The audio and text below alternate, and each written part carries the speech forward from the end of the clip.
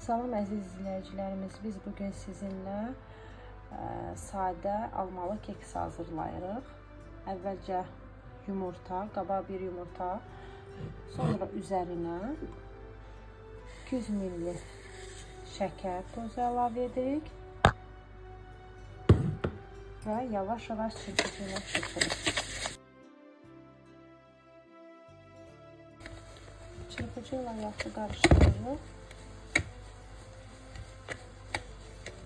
İçindəki şəkər həll olunsun. Yumurta ilə bir-birinə tam qarışsın. Daha sonra üzərinə bir paket şəkərli vanil əlavə edirik. Yenidən çırpıcı ilə çırpırıq. Sonra üzərinə 2 yemək qaşığı duru yağ əlavə edirik. Yenidən çırpıcı ilə qarışdırırıq. Azca qarışdırdıqdan sonra üzərinə ilıq süd əlavə edirik.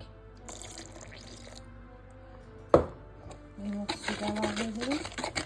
Bu istifadə etdiyimiz bütün ərzaqlar ev temperaturunda olmalıdır.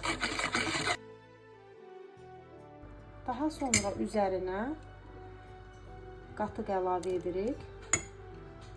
O da ev temperaturunda olmalıdır.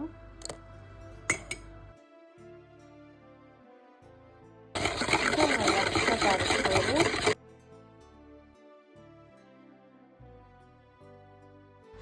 Sonra ələkdən stakan yarım 300 ml un və üzərinə bir paket qabartma tozu əlavə edirik. Ələkdən keçirdirik.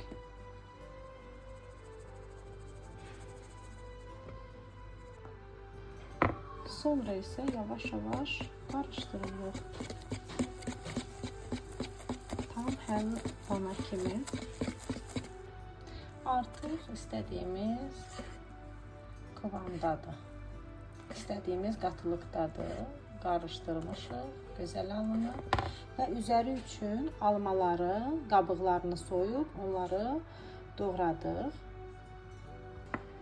Daha sonra yağladığımız qaba qarışımı əlavə edirik.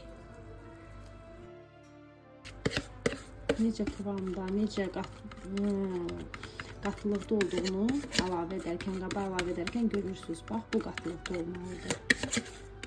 Unu çox olduqda qatılığı belə olmur. Daha sonra üzərlərinə soyulmuş almaları əlavə edirik. Almaları üzərinə bax, belə düzdük. Sonra isə göndəririk sobaya bişməyə 180 dərəcədə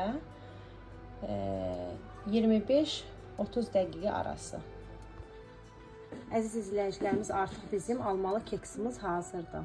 İndi bunun püf nöqtəsinə keçirik. Ən əsas məsələ.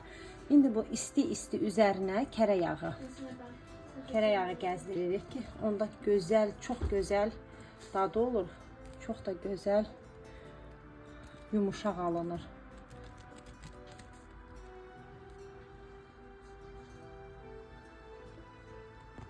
Amma isti olmalıdır. Üzərinə isti.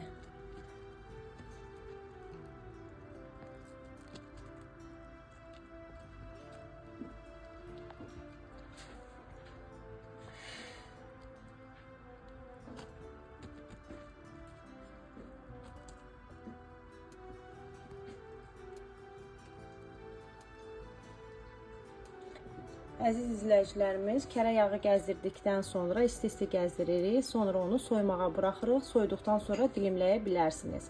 Yəni soyuq şəkildə dilimləsəniz daha yaxşı olar. Əziyyətə, zəhmətə dəyər verməyinizi sizdən xahiş edirik. Abunə deyilsinizsə abunə olun. Like etməyi unutmayın. Bundan da gözəl videolarla gələn videolarda görüşənədək hələlik.